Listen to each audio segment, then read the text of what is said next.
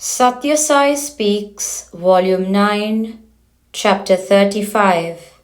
From Me, Not For Me, Part 2 of 2. Sankirtan is the highest form of social service. The Kirtan gives Ananda to the participant and Ananda to the listeners. It is its own reward. It is nothing dishonorable. It is the highest form of social service and self-help. Do not doubt or hesitate. Even if no one else joins, go alone. You come into the world alone, and you go out of it alone. Why then lament when you do not gather companions around you to keep you company when you do kirtan in your village and move from street to street? People may laugh at you, call you insane, question your motives, but persist. They will soon see how happy, how healthy, how holy you are, and slowly they will throng around you on the Godward path. Man and woman, though master and wife, have different spiritual destinies. Each has to go at his or her own pace. They may be interrelated and interdependent in secular matters, but in spiritual matters, each has to carve out his or her own career. Make the home a seat of harmony. Then the village will be a home for concord. The state will be having peace, and the nation will be happy, and the world will have prosperity. When you live a life of sadhana, you will meet with opposition from various sources, but do not attach any importance to such. First, your kith and kin will try to divert you into worldly pursuits. Krishna had his own maternal uncle as his inveterate foe. Rama had a stepmother who sought to exile him into the jungle. Do not be cowed down by the cynics or the critics who may abound in the family. Then there is public opinion, which might decay the spiritual path and subject you to ridicule or worse.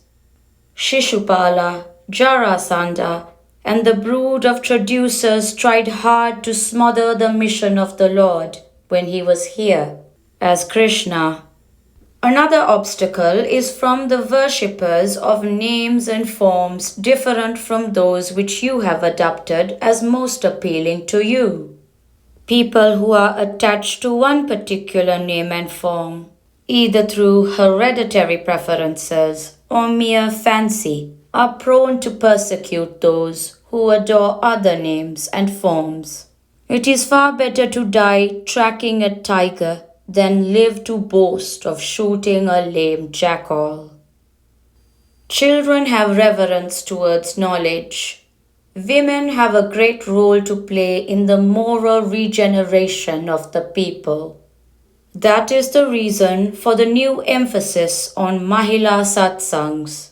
They can tell the children the epic stories of sacrifice and heroism of saints who sought God and saw Him in truth, beauty, and goodness everywhere, of great men and women who delved into the secrets of the universe and the law of all laws, which governs the microcosm and the macrocosm in equal measure. Christ said, "Let children come unto me."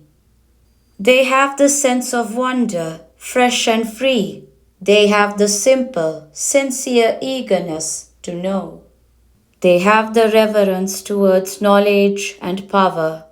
Tell them of Rama, Krishna, Nachiketas, Dhruva, Urmila, Hanuman, Arjuna, and many others, those they can picture with admiration in their minds.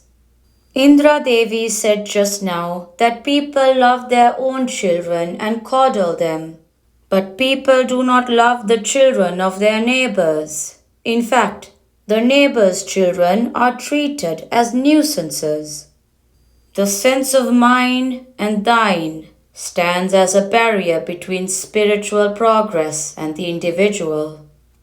The divine is the inner core of all beings, near and far, big or small. Expand your consciousness to its uttermost limits.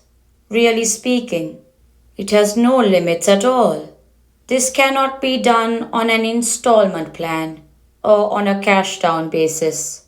No, it is possible only through an inner transformation, through dhyana, japa, or namasmarana. In the constant contemplation of the supreme majesty that is in you. Once you reveal to yourself that majesty, you can be an effective instrument for service and uplift among those depressed and those distressed around you. The divine sprouts in the heart, grows in the consciousness, and blooms in all the mental and physical activities of man. Now the divine principle is beyond your experience because you are not ready to give your best to others. Others who also contain the self-same principle. When you are ready to give, you are entitled to take, but not until then. We find that even among the highly educated, the IAS men and IPS men, etc., very few help their aged parents. Very few try to give them at least a fraction of the comforts they themselves command. Each one is immersed in ensuring his own standard of living. How long is he to stay in that standard? A day will come when he has to bid farewell to all that he has garnered with cunning and cleverness, inflicting pain and sorrow, discontent and distress on many. Service to parents, elders, and the suffering gives joy and satisfaction to all concerned. Virtue and righteousness, these will bear witness on your behalf on the day of judgment. Neither your bank account nor your income tax return will speak on your behalf. Let me end on this note. Do not waver, hesitate, or doubt your destiny. Yearn to realize your reality. That yearning itself will endow you with steady endeavor and the grace of God which will remove all obstacles. Be an example to others. Do not scatter advice without the authority born of practical experience. Do not search for the faults of others. Seek your own.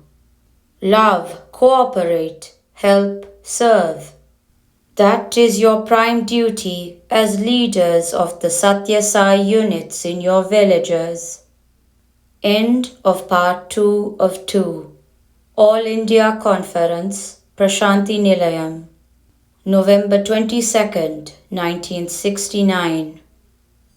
Bhakti cannot come into man from outside him. It has to be grown from within by an effort to cleanse the mind, to know the nature and origin of man and the universe, and to grasp the relation of man with all the external objects which now fascinate and foil him. Sri Sathya Sai Baba.